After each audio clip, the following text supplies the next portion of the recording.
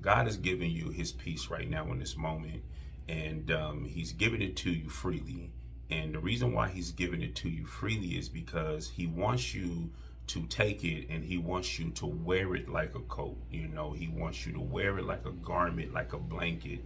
He wants you to submerge yourself in it and feel protected by it. He wants you to use it and wear it so that it can protect you from every storm, protect you from every difficulty, protect you from adversities, protect you from whatever is going on in your life and whatever the enemy is trying to throw at you.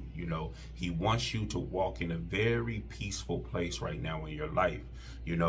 The enemy wants you to stay in this gloominess. He wants you to stay in this gloominess. He wants you to pay attention to the cloud that he keeps trying to hover over you, and what he keeps trying to pour down all of this rain. And this rain that's coming down it's not rain that benefits you.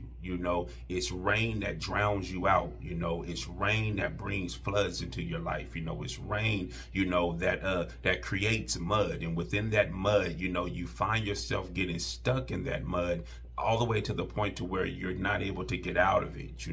That's where the enemy wants you to be at. So even when God gives you his peace, what you find yourself doing is you forget about the things that are going on in your life, because God has rewarded you and God has given you this gift freely, but you find yourself still trying to seek the issue, or still trying to seek the problem, or still trying to find a solution. And when you're doing that, what God is doing is he's letting you know that this is me fighting your battle. This is me going before you. This is me, knocking the things out of the way so that you can walk according to my will.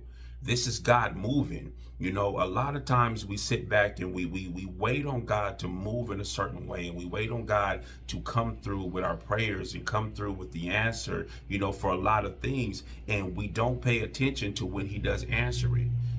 Just because something does not come the way that you want it to come, or just because something doesn't happen the way that you want it to happen, pay attention to how God has answered you.